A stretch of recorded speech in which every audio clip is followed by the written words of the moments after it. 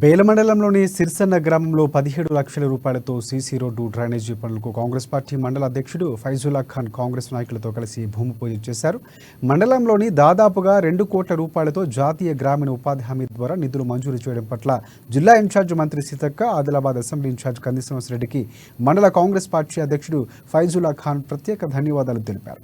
రాబోయే రోజుల్లో గ్రామాలు మరింతగా అభివృద్ధి చెందడానికి కాంగ్రెస్ పార్టీ మరెన్నో సంక్షేమ కార్యక్రమాలు అమలు చేస్తుందని ధీమా వ్యక్తం చేశారు. ఇది ప్రజాప్రభుత్వమని ఎన్నికల్లో ఇచ్చిన హామీలు అమలు చేసే విధంగా ముందుకు వెళుతుందని చెప్పారు. గత ప్రభుత్వం అభివృద్ధి పేరు మీద కేవలం కాలయాపన చేసింది తప్ప అభివృద్ధి ఎక్కడా చేయలేదని పేర్కొన్నారు.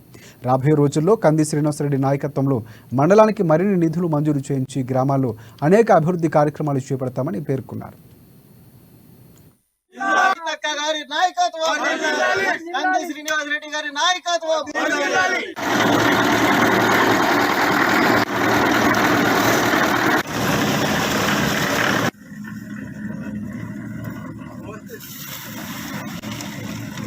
బేలా మండలం సిర్సన్న గ్రామంలో జాతీయ ఉపాధి హామీ నిధులతో మొత్తం 17 లక్షల సీసీ రోడ్లు, తర్వాత సైడ్ రైడ్ పనులకు మండల కాంగ్రెస్ నాయకులతో కలిసి భూమి పూజ చేయడం జరిగింది.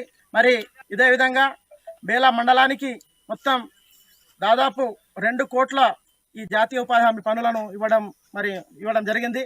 ఇది మా ఇన్ఛార్జ్ మంత్రి సీతక్క గారి కోటలో, మరి మా అసెంబ్లీ ఇన్ఛార్జ్ కంది శ్రీనివాసరెడ్డి గారి యొక్క సహకారంతో ఈరోజు బేలా మండలంలో మొత్తం ప్రతి గ్రామానికి ఈ సీసీ రోడ్లు మరియు మురికి కాలువల పనులు ఇవ్వడం జరిగింది.